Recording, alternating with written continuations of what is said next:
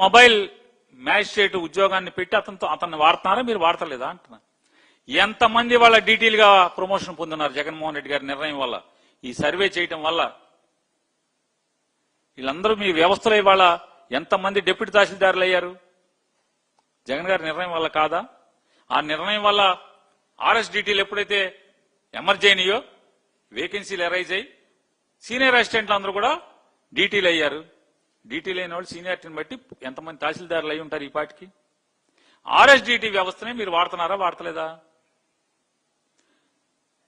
లేదు mutation problems ఉంటే, అంటే పొలం మీద ఒకడున్నాడు కానీ అడంగల్లో కనుక వేరే పేరు ఉంటే కనుక దాంట్లో రేజ్ చేస్తాడు సర్వేర్ లాగిన్ లో మ్యుటేషన్ ఇష్యూ ఉంది చూసుకోమని.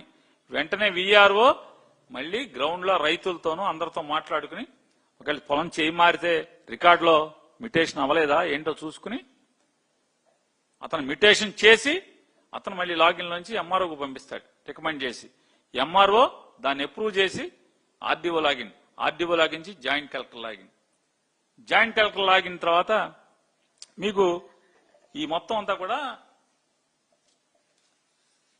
సర్వే కంప్లీట్ అయినట్టుగా ఎంతమంది ఆఫీసర్లు చెక్ చేసి అందరూ అప్రూవ్ చేసిన తర్వాత పాస్ పుస్తకం ప్రింట్ అయ్యి వస్తుంది. స్టాండర్డ్ ఆపరేషనల్ ప్రొసీజర్స్ ఎస్ఓపి అంటారు. ఐఏఎస్ ఆఫీసర్లు అందరూ, మంత్రులు, కొత్తగా మంత్రి అయిన వాళ్ళందరూ కూడా ఎస్ఓపి అంటారు. జగన్మోహన్ రెడ్డి గారు పెట్టిన ఎస్ఓపి కాకుండా మీరు ఇవాళ చేస్తున్న సర్వేలో ఏమైనా ఎస్ఓపి మార్చారా? అదే ఎస్ఓపి కదా, సేమ్ ప్రొసీజర్ కదా, ఏం మార్చారు? ఏమన్నా ఉంటే కావాలని జగన్ గారిని కాపీ కొడతారని దాంట్లో ఫస్ట్ లో ఉన్నది మూడోది అన్నదాన్ని 27 ఈ తప్పితే ఏముంది?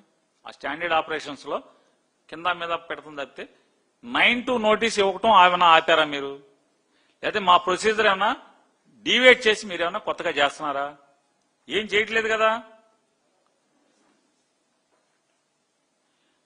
మీరు చెప్పారు ఇన్నాకడ రైతుల అంగీకారం లేకుండా మీరు అన్ని చేసేస్తున్నారు.